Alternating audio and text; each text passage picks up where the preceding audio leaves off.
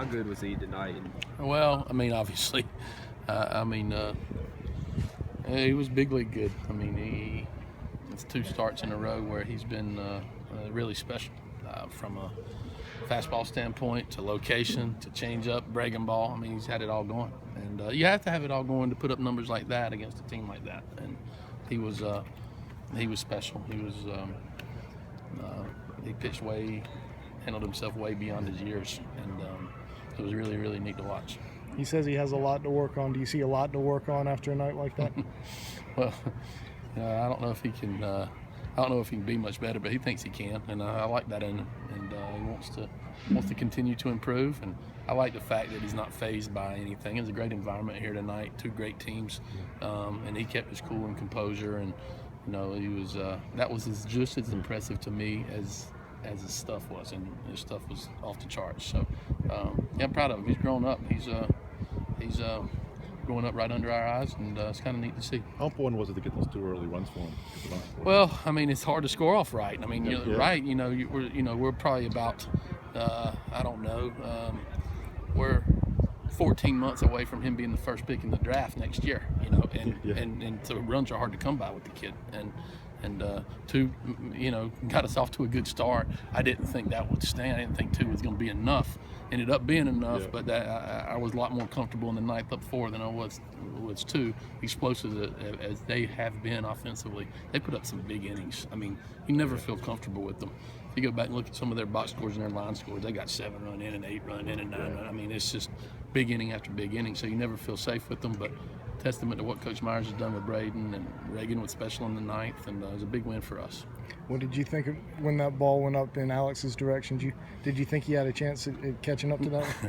Alex is getting better out there, and but no, I was hoping that we'd hold him to a double. And when I saw him crash into the wall, I was scared it might be more than a double.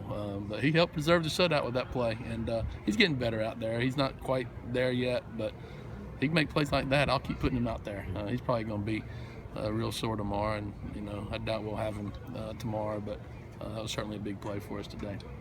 I'll be with the insurance runs there tonight. Yeah, I mean, it was big. And we were wrestling with whether to go put Braden back out in the ninth or go to Reagan, and the 4-run lead made it an easier decision because Braden coming off a big surgery and 109 pitches is plenty. And we feel great about Tyler Johnson and Reagan at the back of the bullpen. So we turned it over to those guys, and it worked out well for us. Just a big win against a great team.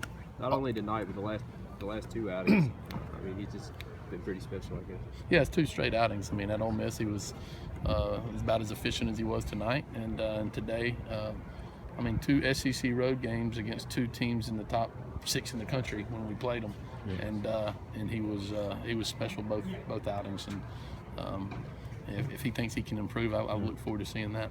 Obviously, you don't want to put too much importance on one game, but I think tomorrow's rubber game is an opportunity for you guys to really to make a statement across the country with back-to-back road series wins at Ole Miss and Vandy, and to start April with two wins. That's I mean, there's a lot of ways to look at it, and we just take it one game at a time. And I hate as though the coaches speak at you. And it looks great in the paper that you win a series at Vanderbilt, but we haven't won the series yet. We're just gonna play one game tomorrow. And and I'm proud of what we've done through 9 games in this league, to be honest with you, or 8 games, and what we've done to this point with some of the teams that we've played and some of the environments we've played. I'm proud of my team, and we got a long way to go, a lot to improve upon.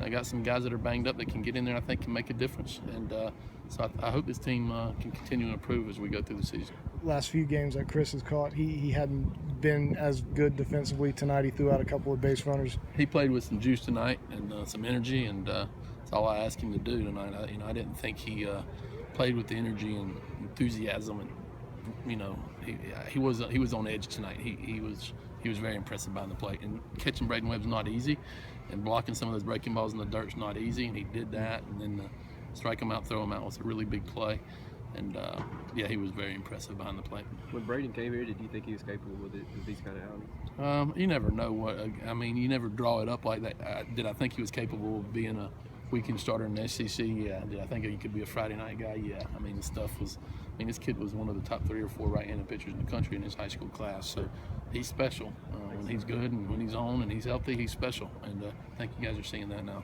Does he have the best 12-6 curveball you've seen in a freshman pitcher? I don't know. Sonny Gray's was pretty good back in the day, and I mean, there's been some, but it's a good one. Because the Vanderbilt announcers were, I was listening to the broadcast, and they were marveling at his 12-6 curveball. It's a good one. They said it was almost unhittable when he went to for strike. Yeah, and it's a good breaking ball. I mean, it's a good breaking ball. And he throws it for a strike, and when Braden, if you can't sit on a pitch, if he's throwing all his pitches for strikes, he's very difficult because all his pitches are plus. His changeup's a big league pitch. His fastball's 93, 94, and his curveball's, you know how good that is. So it's very, very difficult for a hitter to handle him when he's in the strike zone, and he's been that way the last 2 games.